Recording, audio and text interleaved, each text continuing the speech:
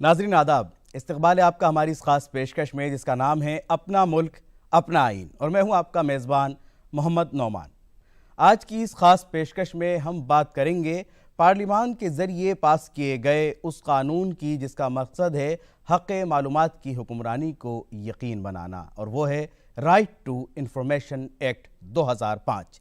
क्या है ये कानून और आप किस तरह इससे फ़ायदा हासिल कर सकते हैं, और मुल्क की जमहूरियत को मजबूत करने में इस कानून ने अब तक क्या रोल अदा किया है, इन तमाम बातों पर बात करने के लिए, गुफ्तगू करने के लिए हमारे साथ मौजूद हैं दो ख़ास मेहमान। हमारे साथ हैं सुप्रीम कोर्ट की मारूफ वकील बुशरा परवीन साहिबा, और हमारे साथ दूसरे ख़ास मेहमान हैं RTI एक्सपर्ट देवेंद्र कुमार सिंह साहब। आप दोनों का हमारी आज की इस खास पेशकश में बहुत बहुत इस्तकबाल है। मैडम, जब हम बात करते हैं राइट टू इंफॉर्मेशन की, तो कितनी बड़ी तादाद में जब से ये कानून बना है उसके बाद आज तक क्या नज़र आता है, कितना फ़ायदा लोगों ने इसका उठाया है, अब तक कितना फ़ायदा हासिल किया है? देखिए, इस कानून का तो काफ़ी फ़ायदा हुआ है। 2005 से लेके अब तक जितना भी आप देखें कि इंफॉर्मेशन लोगों को आती है, या विसल ब्लोअर जैसे हम कहते हैं कि स्कैम हुआ है, तो स्कैम हुआ है में उसकी इन्फॉर्मेशन कहाँ से आती है? कई जैसे जर्नलिस्ट का होता है एस्पेक्ट, वो अपने सोर्सेज का इस्तेमाल करते हैं या जैसे भी इंफॉर्मेशन लेते हैं, लेकिन एक आम आदमी के लिए उसके बेसिक्स के लिए, जैसे मैं किसी काम के बारे में जानना चाहती हूँ, या मान लीजिए आप एक किसी इंस्टीट्यूशन के रिक्रूटमेंट रूल्स के बारे में जानना चाहते हैं, या फिर उसके पोस्ट के बारे में जानना चाहते हैं, ये सारी बेसिक इन्फॉर्मेशन जो अब तक किसी को पता नहीं थी कि आपने रिक्रूटमेंट एडवर्टाइजमेंट आएगा तभी आपको पता है कि कितनी पोस्ट खाली हैं और कितना आपको पोस्ट अप्लाई कर सकते हैं, वो सारी इन्फॉर्मेशन अब ऑनलाइन इस एक्ट के थ्रू पोस्ट करना ज़रूरी हो गई है। सारे डिपार्टमेंट्स को आपने हिदायत दी है इस एक्ट के थ्रू कि अपना जितना भी मटीरियल्स है, आपके सर्कुलर्स हैं, आपके जितने भी रिक्रूटमेंट रूल्स हुए, सर्कुलर्स हो गए, या जो भी इंपॉर्टेंट इन्फॉर्मेशन है, आपको आम करना पड़ेगा, उनको वेबसाइट पे अपलोड करना पड़ेगा। और इस डिजिटल एज में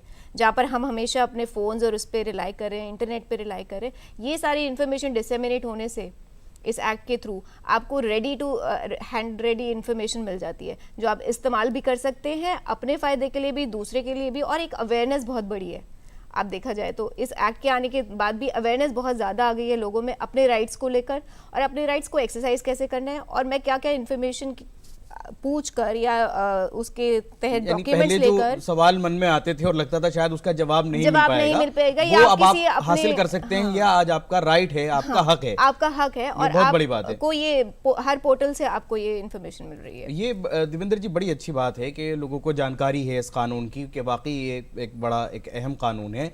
लेकिन इस कानून से मुताल्लिक जब हम बात करते हैं, उसके अंदर की इन डेप्थ की बात करते हैं, वहाँ जानकारी में कहाँ कमी नजर आती है आपको कि वहाँ कानून के बारे में, अंदर के बारे में कितना कम जानते हैं? देखिए, आम जनता की बात करें तो उनके पास ऐसा कोई पोर्टल नहीं है, ऐसी कोई व्यवस्था नहीं है जहां उनको ट्रेनिंग दी जाती हो। तो जो भी जान रहा है, RTI लगा रहा है, एप्लीकेशन दे रहा है, वो किसी से पूछ के, किसी के सहारे से, या अपनी समझ के हिसाब से जितना पढ़ पाए, उनकी ट्रेनिंग की कोई व्यवस्था नहीं।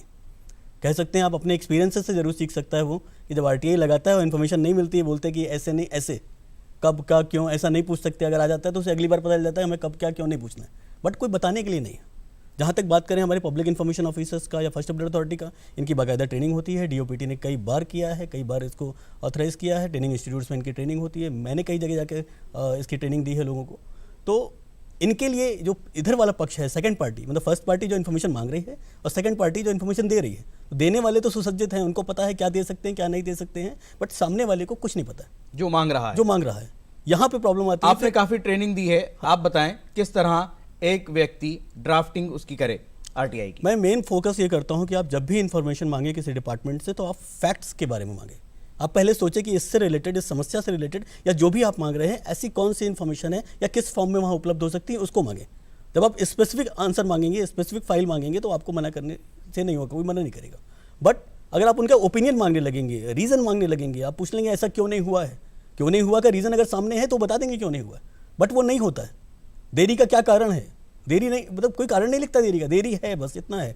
आप पूछो कि कितने दिन निर्धारित थे और अभी काम नहीं हुआ तो देरी के क्या कारण है, तो कितने दिन निर्धारित वाला एंगल तो आपके सामने आ जाएगा, ताकि वो बता सकें कि फैक्चुअल क्वेश्चन मांगिए, ask for the facts not the opinion of the PIO। साफ मना कर देंगे, साफ मना कर देंगे। मना करने की बात जब आती है तो बुशरा मैम, किस तरह का जो एक्सक्यूज आते हैं, किस तरह की जो आरटीआई हैं उनके अंदर किस तरह के जवाब आते हैं मना करने के मामले में, ना देने के मामले में? देखिए, ना देने के मामले में तो वो भी ये भी कह देते कि ये फाइल ट्रेसेबल नहीं है, ये फाइल का हमें अता पता नहीं है। ये जैसे इन्होंने कहा कि स्पेसिफिक आप मांगिए, अगर आप स्पेसिफिक कभी कभी नंबर देकर, फाइल नंबर देकर भी अगर आप मांगे कि मुझे ये इस फाइल के बारे में ये डॉक्यूमेंट चाहिए, ये नोटशीट चाहिए, तो वो कह देते हैं फाइल अनट्रेसेबल है। तो इस हद तक भी पीआईओज के आंसर आते हैं कि file not found, file not traceable, या फिर ये होता है कि ये डॉक्यूमेंट हमारे पास नहीं है, ये इस डिपार्टमेंट के पर्टेनिंग है, तो ये इस डिपार्टमेंट को चला जाना चाहिए, आप आरटीआई अपनी उस डिपार्टमेंट में लगाएं। तो कई हद तक ये होता है कि आपको कभी कभी ड्राफ्टिंग में ऐसे फॉर्मुलेशन भी करना पड़ता है कि आपको घुमाना पड़ेगा थोड़ा सा उस जवाब को लेने के लिए। कभी कभी सीधा सीधा फाइल नंबर भी दे दो तो वो भी मना कर देंगे, मना कर सकते हैं कि फाइल नॉट ट्रेसेबल। फिर उसके बाद में आपके पास कोई ऑप्शन नहीं बचता कि आप क्या कहें कि नहीं फाइल ढूंढो। फाइल नॉट ट्रेसेबल तो एक फिट केस बनता है नेग्लिजेंस का और डिपार्टमेंटल एक्शन का। नहीं, अगर कोई रिटर्न में आपको दे रहा है कि ये फाइल इज नॉट ट्रेसेबल, कोई ना कोई उसका कस्टोडियन है, रिटर्न में भी होता है, तो ऐसा लिख कर नहीं मिसिंग हो गई, वो ये बोल सकते हैं this information is not available. मैंने एक केस देखा था जिसमें उन्होंने क्लियरली लिख दिया था file is not traceable, the PIO. यानी इस तरह के जवाब भी जो हैं वो दे दिए जाते हैं और सामने वाले को किसी तरीके से खामोश करने के लिए, या अगर उसे नहीं पता है तो खामोश हो जाएगा। कई बार बोल दिया जाता है जो डॉक्यूमेंट आपने मांगे बहुत पुराने, हमने वीड आउट कर दिए, तो उसकी एक वीड आउट पॉलिसी होती है। अगर 10 साल से पुराने के अगर हैं ऐसा उनके वीड आउट पॉलिसी में तो हटा सकते हैं, बट अभी 9 साल ही हुए हैं और हटा दिए हैं तो यहाँ पे एक्शन बनता है। यहाँ एक्शन बनता है, लेकिन अब उसको पता होना जरूरी है कि वो 10 साल के हैं या 9 साल के। अगली आरटीआई में पूछ लेगा वो, या आरटीआई वीड आउट पॉलिसी क्या है आपकी। और किस तरह के, जी मैडम आपकी पहली बात। मैं ये कहना चाहती हूँ, जैसे ये कह रहे हैं कि उसका एक्शन बनता है, तो आप इस तरीके से, जैसे हम कहते हैं कि अगर आपने एक स्टेप लिया तो फिर आप उसमें उन्होंने कह दिया कि नहीं फाइल नॉट ट्रेसेबल, तो मेरा दूसरा स्टेप क्या होगा? एक्शन बनता है, इसमें नो डाउट एक्शन बनता है, बट किस लेवल पे बनता है और मैं कहाँ जाके फिर कंप्लेंट करूं उस एक्शन के रिगार्डिंग। लेकिन यहाँ कहीं ना कहीं वो 30 दिन वाली जो बंदिश थी इन्फॉर्मेशन की, वो कहीं ना कहीं खत्म हो गई। जहां हम बात ये करते हैं कि उसको जल्द से जल्द इन्फॉर्मेशन 30 दिन के अंदर अंदर दी जाए, उसके अंदर वो फिर आगे नेक्स्ट लेवल पर कितनी मैडम उसमें रहती है पाबंदी? नेक्स्ट लेवल पे 90 डेज है, 90 डेज में मिल सकती है आपको। आप अपील भी कर सकते हैं, अपील आपके जजमेंट से लेकर और उसमें प्रोडक्शन में, तो वो जल्द से जल्द, वैसे तो सभी देने की कोशिश करते हैं क्योंकि उसके बाद पेनल्टी का भी प्रोविजन है अगर 30 डेज के बाद आप नहीं देंगे तो। इस पर थोड़ा सा क्लैरिफिकेशन देना चाहूँगा। जी जी बिल्कुल। जब एक आरटीआई एप्लीकेशन आप लगा देते हैं जी, तो पीआईओ के पास टाइम होता है 30 दिन का मैक्सिमम, जिसमें वो आपको रिप्लाई दे। आपको रिप्लाई मिल गया और आप उससे सेटिस्फाइड नहीं है तो आप फर्स्ट अपील करेंगे, या रिप्लाई नहीं मिला तो भी आप फर्स्ट अपील करेंगे। वो फर्स्ट अपील जो होगी वो कहाँ जाएगी? वो जाएगी फर्स्ट अपीलेट अथॉरिटी के पास, वो हमें अगले 30 दिन में करना है। मैं ये टाइमलाइन बताना चाह रहा हूँ, 30 दिन उनके पास है जवाब देने का। जी, न मिले तो उस ड्यू डेट से 30 दिन हमारे पास है फर्स्ट अपील करने का। अगर हम उससे लेट हो जाते हैं तो हम लेट है, फिर हम फर्स्ट अपील नहीं कर सकते। और अगर मिल भी गया है तो जो डेट थी हमें इन्फॉर्मेशन मिलने की, उससे 30 दिन के अंदर हमें बताना है कि हम उससे संतुष्ट क्यों नहीं है। फिर फर्स्ट अपीलेट अथॉरिटी के पास 30 दिन का टाइम होता है हमें रिप्लाई करने का। वो एक्सेप्शनल केसेस में 45 दिन भी ले सकता है, लेकिन ये 15 दिन के डिले के लिए उसको लिख के देना पड़ेगा कि why this has been delayed. First appellate authority कौन है? सर, किसी भी डिपार्टमेंट में 2 अधिकारी बनाए गए हैं, एक है जन सूचना अधिकारी, एक है प्रति अपीली अधिकारी। तो आप सुपीरियरिटी के हिसाब से देख सकते हैं कि हो सकता है किसी एजुकेशनल इंस्टीट्यूट में जो रजिस्ट्रार हो वो पब्लिक इन्फॉर्मेशन ऑफिसर हो और जो डायरेक्टर हो वो फर्स्ट अपीलेट अथॉरिटी हो। ये दोनों सेम डिपार्टमेंट के ऑफिसर होते हैं, इनको एडिशनल चार्ज मिला होता है पीआईओ और एफएए का। और जो कमीशन होता है जहाँ सेकंड अपील जाते हैं वो डिपार्टमेंट से रिलेटेड नहीं होता है, तो इट्स अ 3 स्टेज प्रोसेस। वो 3 स्टेज हो जाती है। उसमें अगर उसको मिला करके हम देखा जाए तो 90 डेज का प्रोसेस आएगा पूरा। 90 डेज हमें तब है जब हम फर्स्ट अपीलेट अथॉरिटी के 45 दिन या 30 दिन बाद जो जवाब मिला है उससे हम सेटिस्फाइड नहीं, तो हमारे पास 90 दिन है जिसमें कि हम सेकंड अपील कर सकते हैं। लेकिन जब सेकंड अपील फाइल हो गई कमीशन के पास तो उसकी कोई टाइम लिमिट नहीं है, फिर वो तारीख पे तारीख और केस पे केस वाली कहानी है। क्या मैडम वाकई तारीख पे तारीख और केस पे केस आरटीआई एक्ट में भी हमारे सामने आए हैं? देखिए, ये तो एक प्रोसीजर है, मैं इसमें कुछ नहीं कह पाऊंगी क्योंकि एक ये एडमिनिस्ट्रेटिव प्रोसीजर ही कह लीजिए, जो ये अपील और मतलब एप्लीकेशन से शुरू होता है, एक एडमिनिस्ट्रेटिव प्रोसीजर। और एडमिनिस्ट्रेटिव प्रोसीजर में अगर आप टाइम लिमिट कर भी देते हैं तो बहुत सारी ग्लिचेस होते हैं। जैसे मैंने अभी आपको एग्जांपल दिया था फाइल नॉट ट्रेसेबल, तो ठीक है उसने 30 दिन के बाद अगर वो जवाब भी देना चाहता है तो भी दे सकता है पीआईओ। ऐसी बात नहीं है अगर 31वें दिन उसको मिल गई है तो एक दिन का या 4 दिन का टाइम लेकर भी जवाब दे सकता है। आप उसको पिनलाइज करना शुरू कर देंगे तो फिर वो फर्स्ट हैंड आपको 15 दिन में सेम जवाब दे के मामला रफा दफा करेगा, फिर आप अपील पे अपील करते रहिए। That is under your domain. एक होता है स्ट्रिक्ट एक्शन और स्ट्रिंजेंट मेजर्स का डिफरेंस है। स्ट्रिक्ट एक्शन लेने का प्रोविजन है स्टूडेंट मेडल्स का भी प्रोविजन है, बट ये कि आपको अकोमोडेट भी करना पड़ेगा एज एन एप्लीकेंट, और पीआईओ को भी ये देखना पड़ेगा कि मेरा काम कैसे एफिशिएंटली हो रहा है या मैं एफिशिएंटली डिसेमिनेट कैसे कर रहा हूँ। इतना स्ट्रिक्ट ब्रैकेट में उनको रखकर आप उनसे चाहें कि आप वो बहुत जल्दी फीडबैक दें, तो आपको फीडबैक फिर सेटिस्फैक्ट्री नहीं मिल पाएगा। मेरी ओपिनियन यही है कि किसी भी चीज़ को एक स्ट्रेट जैकेट फॉर्मूला में डालकर आप उनको बाउंड तो कर रहे हैं, बट आप उनसे फ्रूटफुल रिजल्ट नहीं ले पा रहे हैं। फ्रूटफुल रिजल्ट आना ज़रूरी है, और कहीं ना कहीं उसको लाने के लिए और भी अभी देखा जाए तो चीज़ें करनी है। लेकिन अगर कुछ आरटीआईज़ के अंदर देखा जाए तो ये भी हुआ है कि थर्ड पार्टी इन्फॉर्मेशन हम आपको नहीं दे सकते। ये क्या है, मैं देवेंद्र जी से जानना चाहूंगा। ये थर्ड पार्टी इन्फॉर्मेशन जो है सेक्शन 11 में डिफाइंड है आरटीआई एक्ट के। जैसे मांगने वाला जो आवेदक है वो हो गया फर्स्ट पार्टी जी, उसने जिस डिपार्टमेंट से इन्फॉर्मेशन मांग ली पीआईओ हो गया सेकंड पार्टी जी। अब अगर वो इन्फॉर्मेशन कुछ ऐसी मांगता है which information that has been supplied by the third party, मतलब थर्ड पार्टी ने प्रोवाइड की हो इसको, साथ ही साथ प्रोवाइड करते समय मार्क किया हो कि कॉन्फिडेंशियल इन्फॉर्मेशन है, तब वो थर्ड पार्टी के डेफिनेशन में आती है। तो इस टाइप की इन्फॉर्मेशन अगर कोई मांगता है सेकंड पार्टी से जो कि हमें थर्ड पार्टी ने प्रोवाइड की है, तो हम उसके डिस्क्लोजर से पहले थर्ड पार्टी को एक नोटिस देते हैं 5 दिन के अंदर कि ये इन्फॉर्मेशन मांगी गई है और मैंने इसे क्रॉस चेक कर लिया, सेक्शन 8 में कहीं एग्जेम्प्टेड नहीं है, हम इसे डिस्क्लोज कर देंगे। अगर अगले 10 दिन में आपने इस पर अपना ऑब्जेक्शन नहीं दिया तो 10 दिन में अगर वो ऑब्जेक्शन नहीं देते हैं तो ये ऑटोमेटिक डिस्क्लोज कर देंगे पीआईओ, क्योंकि इनकी इच्छा थी डिस्क्लोज की, तभी इन्होंने उनको नोटिस भेजा। अगर इनकी इच्छा नहीं होती, सेक्शन 8 पहले ही एग्जेम्प्टेड होता, तो नोटिस भेजने की भी जरूरत नहीं थी। कहीं राइट टू प्राइवेसी कहीं वायलेट तो नहीं हो रहा है इसमें? Sir, right to privacy section 8(1)(j) में डिफाइंड है कि वहाँ पे अगर प्राइवेट इन्फॉर्मेशन है, किसी की पर्सनल इन्फॉर्मेशन है, तो उसमें एक वर्ड बड़ा इंपॉर्टेंट लिखा हुआ है कि वो information which causes unwarranted invasion of privacy of individual that has no public interest. तो अगर पब्लिक इंटरेस्ट है तो आप इंडिविजुअल की प्राइवेसी का इन्वेजन भी कर सकते हैं। अगर कहीं करप्शन ही एक्सपोज करना है और कुछ गलत हुआ है तो वो अगर पब्लिक इंटरेस्ट में है तो आप उसका इन्फॉर्मेशन दे सकते हैं। बट अगर आप सोचो कि किसी व्यक्ति की हम इनकम टैक्स की डिटेल मांग लेंगे, कितना ये इनकम टैक्स पे करता है, आप मुझे बताओ इनकम टैक्स डिपार्टमेंट से, तो बोलेगा नहीं, this is personal information, we can not give it to you.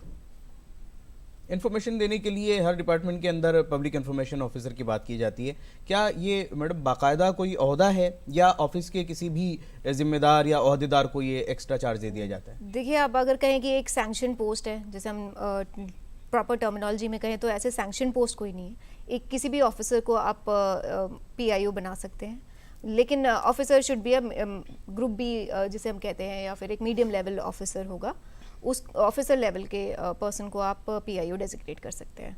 ऐसे कोई स्पेशल क्रिएटेड पोस्ट नहीं है, मतलब मेरे उसमें ध्यान में। जब पीआईओ के पास वर्कलोड ज़्यादा हो तो असिस्टेंट पीआईओ भी नियुक्त कर दिए जाते हैं एप्लीकेशन लेने के लिए, असिस्ट करने के लिए, जिससे कि टाइमली इन्फॉर्मेशन जा सके। इसका भी टाइमलाइन इन्फॉर्मेशन की आप बात कह रहे हैं, वो टाइमलाइन इन्फॉर्मेशन क्या अभी तक इस कानून के तहत हो पा रही है? सर देखिए, डिपेंड करता है इन्फॉर्मेशन पे, डिपेंड करता है पब्लिक इन्फॉर्मेशन ऑफिसर पे, डिपेंड करता है एप्लीकेंट पे।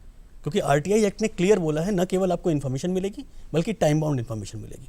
उसमें लिखा है information should be provided as soon as possible but not later than 30 days. और जैसे ही 30 डेज से आगे बढ़ता है उनका कांटा चालू हो जाता है। उन्होंने साफ लिखा हुआ है सेक्शन 21 में कि अगर पब्लिक इन्फॉर्मेशन देने में देरी करते हैं तो उनके खिलाफ पेनल्टी लगाई जा सकती है 250 रुपये प्रतिदिन के हिसाब से, जो कि मैक्सिमम 25,000 रुपये तक जा सकती है। तो आप ये देखिए कि 30 दिन के अंदर अंदर देना है और 30 दिन से लेट हुआ तो 250 रुपये पर डे का फाइन होगा। तो टोटल आप दोनों को एक साथ पढ़ें तो समझ में आएगा आपको कि भाई 30 दिन के अंदर देना ही है, ऐसा कानून चाहता है। ठीक है ना।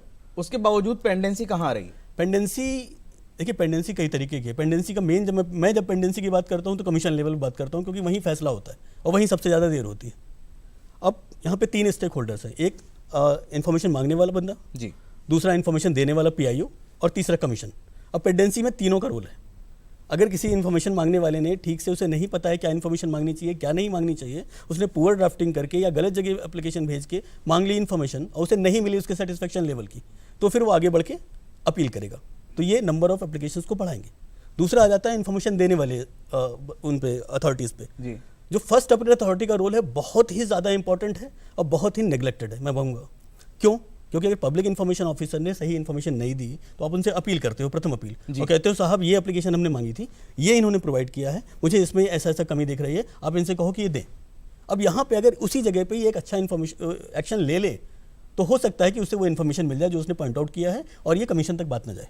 लेकिन जनरल जो मैंने ट्रेंड देखा है कि जो पब्लिक इन्फॉर्मेशन ऑफिसर इन्फॉर्मेशन दे देते हैं, बस उस पर ही स्टाम्प लगा के बोल दिया जाता है कि जो आपको दिया गया है वही सही है, वही सही है। तो वही सही के बाद कोई ऑप्शन नहीं बचता है, वो जाते हैं कमीशन तक। ये हो गया दूसरे स्टेक होल्डर की बात। अब तीसरा आते हैं कमीशन की बात। कमीशन। अब कमीशन में क्या है कि हर राज्य में 11 इन्फॉर्मेशन कमिश्नर की बात है, एक चीफ इन्फॉर्मेशन कमिश्नर, बाकी 10 इन्फॉर्मेशन कमिश्नर। आप देखेंगे अभी तो तब भी कंडीशन थोड़ी सही हो गई है, आज से कुछ साल पहले की बात अगर देखें तो इन्फॉर्मेशन कमिश्नर्स की वैकेंसीज खाली है, उनका अपॉइंटमेंट टाइमली नहीं होता। जब टाइमली अपॉइंटमेंट नहीं होगा तो एक दिन में अगर कोई इन्फॉर्मेशन कमिश्नर 100 केसेस को निपटा दे रहा है, तो अगर साल भर अगर पोस्ट खाली रह गई तो आप समझ सकते हैं कितनी पेंडेंसी बढ़ जाएगी। तो ये इनका भी उसमें रोल है, क्योंकि इनका कोई टाइम लिमिट डिफाइन नहीं है कि इन्फॉर्मेशन कमीशन से आपकी इन्फॉर्मेशन कितने दिन में मिल जानी चाहिए। तो ये पेंडेंसी के लिए तीनों ही फैक्टर कंट्रीब्यूट करते हैं। मैडम, जब भी कोई कानून आता है उसमें वक्त और ज़रूरत के हिसाब से उसमें तरामीम की जाती हैं, अमेंडमेंट्स आते हैं। अगर हम आरटीआई की बात करते हैं तो कौन सी ऐसी क्या नाम है तरमीम है, अमेंडमेंट्स हैं जो ज़्यादा इंपॉर्टेंट हैं? देखिए, उसमें अमेंडमेंट्स में तो अभी रिसेंटली 2019 का ही अमेंडमेंट है, जिसमें उन्होंने वैसे तो ज़्यादा अमेंडमेंट किए नहीं गए हैं इस आरटीआई एक्ट में, बिकॉज एक सेंसिटिव एक्ट है और बहुत ही जिसे कि सिटीज़न फ्रेंडली आप कह सकते हैं, और सिटीज़न की रिक्वायरमेंट के लिए भी है।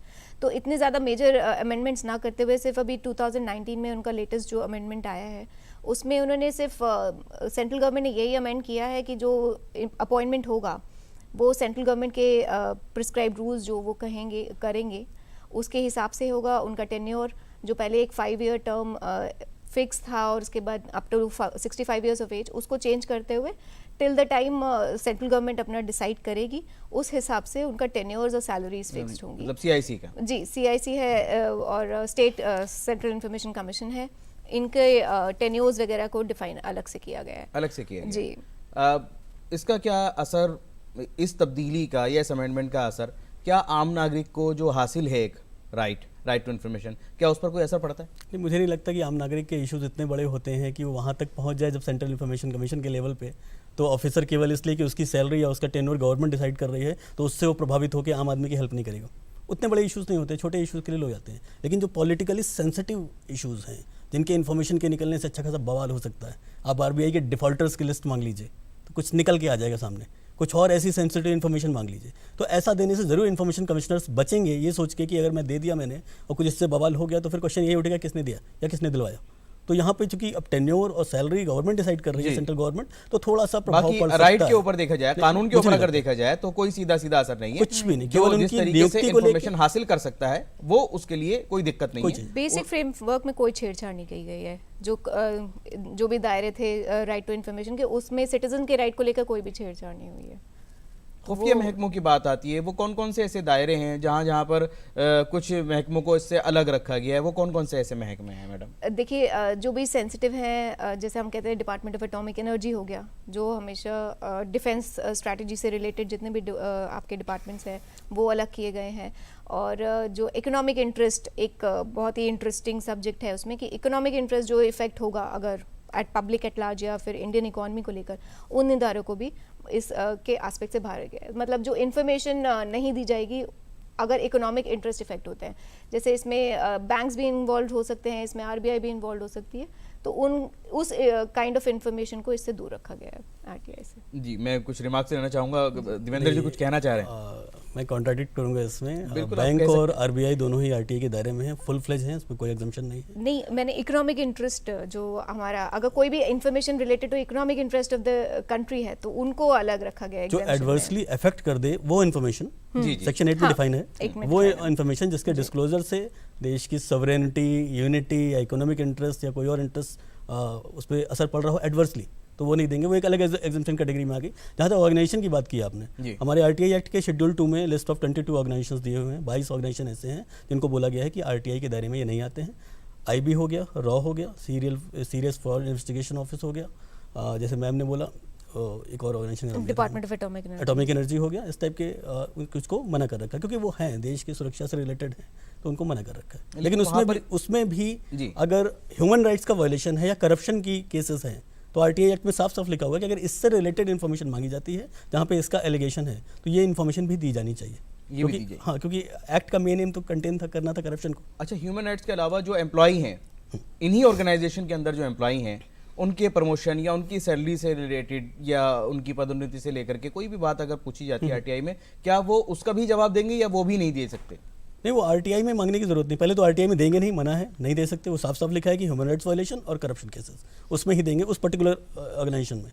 बाकी अगर आपको प्रमोशन से रिलेटेड है या कुछ इश्यूज हैं तो उस डिपार्टमेंट के जो भी तरीके हैं, जो भी ग्रीवेंस रिड्रेसल सिस्टम है, आप उसको एग्जॉस्ट करिए, उसको एग्जॉस्ट किया जाए। Yes. अब अगरचे किसी भी कानून की बात की जाती है तो उसमें कहीं ना कहीं कुछ ना कुछ इस्लाह की, उसमें बेटरमेंट की गुंजाइश होती है। मैडम, क्या बेटरमेंट आपको नज़र आता है इस कानून के अंदर? क्या कुछ ऐसी चीज़ें भी होनी और ज़रूरी आपको लगती हैं जिससे और ज़्यादा आसान हो जाएगी और लोग ज़्यादा से ज़्यादा इन्फॉर्मेशन? देखिए, इन्फॉर्मेशन वही है कि आप अगर आसानी की बात कहें तो कुछ तो चेक और बैलेंसेस भी करने पड़ेंगे, क्योंकि इस आरटीआई एक्ट का अब्यूज़ भी काफ़ी हो रहा है। जैसे मैंने आपको पहले भी कहा था कि लोग अपने पर्सनल एजेंडा के तहत भी कई वो करते हैं, जिसमें एक एडिशनल बर्डन पड़ रहा है एडमिनिस्ट्रेटिव मशीनरी के ऊपर। तो जैसे हम कोर्ट में कहते हैं abuse of process of court, कि आप गलत अपील फाइल करते हैं या गलत फैक्ट्स लेकर आते हैं या गलत इन्फॉर्मेशन मांग रहे हैं, मान लीजिए इस एक्ट के तहत, तो उसको कर्टेल करने के लिए भी मुझे लगता है कि कुछ अमेंडमेंट करना चाहिए to impose some kind of a penalty और some kind of a fine on such frivolous persons, कि जो ये सब एप्लीकेशन से बर्डन और क्रिएट ना करें पीआईओ पर के लेवल पे और कमीशन के लेवल पे, बिकॉज ये पेंडेंसी बढ़ती चली जा रही है। पेंडेंसी कोई रुक नहीं रही है। कोविड की वजह से आपने देखा ये सब ऑर्गेनाइजेशन मोर और लेस नॉन फंक्शनल हो गई थी अपेरेंटली, तो उसकी वजह से इन सब चीज़ों को देखते देखते, और आपको अगर एक एफिशिएंट सिस्टम और ऑर्गेनाइजेशन लेवल पे चाहिए तो इस तरीके का अब्यूज़ को रोकने के लिए कुछ कदम उठाने चाहिए। सिंह साहब, मेरे कुछ सजेशंस होंगे जी। पहले की, जब मैं बोल रहा हूँ कि एक एग्जांपल दिया मैंने कि ऑनलाइन आरटीआई में आदमी किसी का नाम कुछ भी यूज़ करके कर ले रहा है। मुझे लगता है कि आरटीआई एप्लीकेशन के स्टेज पे आपको एक आईडी प्रूफ की रिक्वायरमेंट होनी चाहिए, जो हम सेकंड अपील पे कर रहे हैं। जो At least second पता appeal पे चले, कर रहे हैं हमें, वो वो हमें शुरू में ही initial करनी stage में चाहिए कि होनी आप अगर मांग रहे हो तो बताओ कि हो कौन, क्योंकि वैसे भी आरटीआई एक्ट में साफ लिखा है कि it is available only for the citizen of India. Citizenship prove करने की जरूरत नहीं है, लेकिन सिटीजन को ही है। आप सोचो कि विदेश से आके आप रेजिडेंट हो, मांग लो तो नहीं मिलेगा। लेकिन जो इंसान किसी दूसरे के नाम से लगाता है वो भी इंडियन सिटीजन ही होता उसकी आईडी दे, वो जिसके नाम से लगा रहा है उसकी आईडी, मुझे दिखना चाहिए कि कौन आईडी मांग रहा है। देवेंद्र कानपुर नहीं होना चाहिए, देवेंद्र कुमार सिंह, और पूरा एड्रेस होना चाहिए आईडी प्रूफ के साथ। एक सेशन ये है। दूसरा सेशन मेरा ये है कि काफ़ी टाइम हो गया आरटीआई एक्ट को आए हुए, आज से 17 साल हो गए। वो 10 रुपये की फीस और 250 रुपये पर डे का जुर्माना, जी। जो 25,000 रुपये मैक्सिमम लिमिट थी, इसको रिवाइज करने की ज़रूरत है।